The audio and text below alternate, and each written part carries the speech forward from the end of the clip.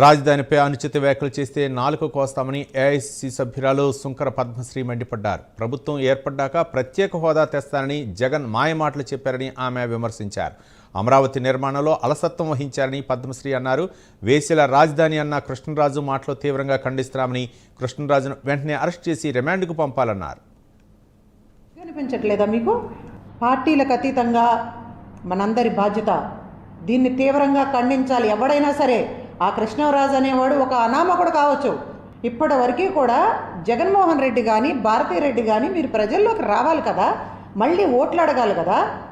ఏ మొహం పెట్టుకొని రావాలనుకుంటున్నారు? ఇప్పటి వరకు కూడా రాష్ట్రంలో ఉన్నటువంటి మహిళలు ఎంత ఆవేదన చెందుతూ ఉంటే, అపహాస్యం కాబడితే క్షమాపణ చెప్పడానికి మీకు మనసు అంగీకరించట్లేదా? ఇప్పుడు రాష్ట్ర ప్రభుత్వం చంద్రబాబు నాయుడు గారు, లోకేష్ గారు, మరి హోంమంత్రి అనిత గారు, పవన్ కళ్యాణ్ గారు ఇదే అమరావతి రాజధాని అంశాన్ని ఊరు వాడా తీసుకెళ్ళి అడ్డం పెట్టుకుని జగన్మోహన్ రెడ్డి విచ్ఛిన్నం చేశాడు కాబట్టి మనం అభివృద్ధి చేసుకుందాం రండి అని చెప్పి అధికారంలోకి వచ్చి ఇంత జరుగుతూ ఉంటే దాన్ని వేశ్యల రాజధాని అని చెప్పి నిజంగా అసలు ఏమనాలి దాన్ని?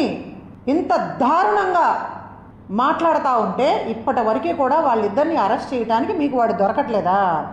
ఒక పనికిమాలిన వెధవ సన్నాసులు నోటుకొచ్చినట్లు ఆంధ్రప్రదేశ్లో భూములు త్యాగం చేసినటువంటి రైతుల్ని, మహిళల్ని అపహాస్యం చేస్తూ ఎంత దుర్మార్గంగా చండాలంగా మాట్లాడుతూ ఉంటే మీకు వాడు దొరకట్లేదా?